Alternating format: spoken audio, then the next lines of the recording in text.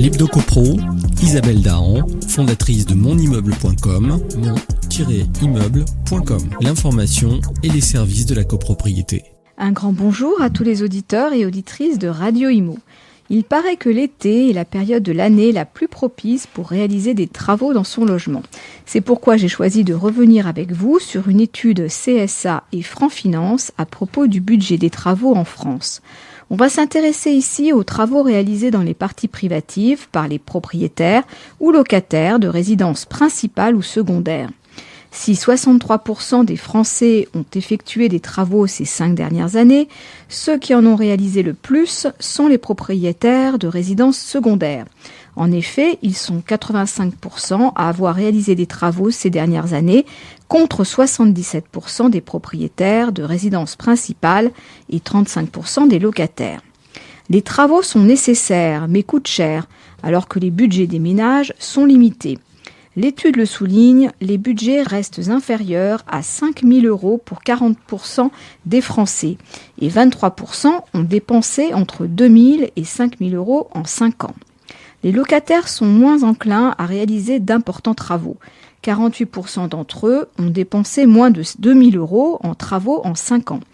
Plus le budget augmente, plus la part de locataires diminue. Ils ne sont que 8% à avoir dépensé plus de 10 000 €.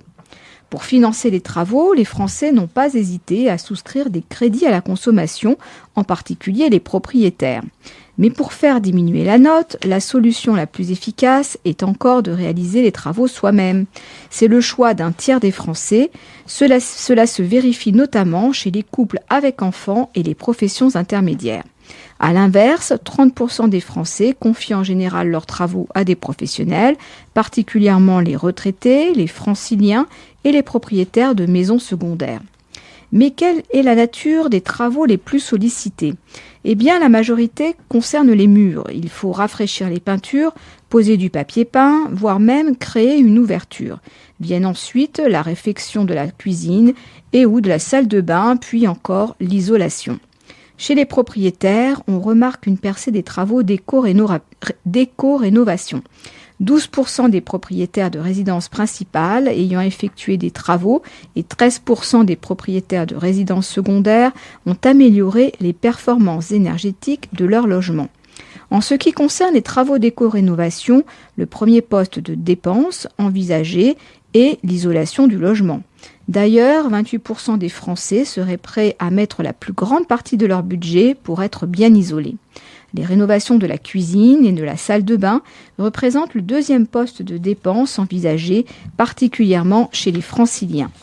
Bien sûr, si l'on réalise des travaux, c'est le plus souvent pour améliorer le confort de son logement, changer la décoration pour donner un petit coup de neuf ou tout simplement remplacer des éléments abîmés, détériorés par les usages répétés.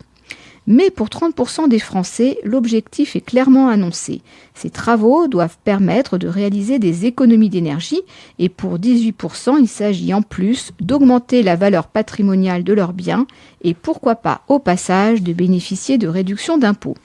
À noter que cette tendance est plus marquée chez les propriétaires de résidences principales et ou secondaires. Si vous pensez à vous lancer dans des travaux cet été, je vous souhaite bon courage. Pour ma part, je préfère passer par des professionnels car je ne suis pas très douée en bricolage. Chacun son métier.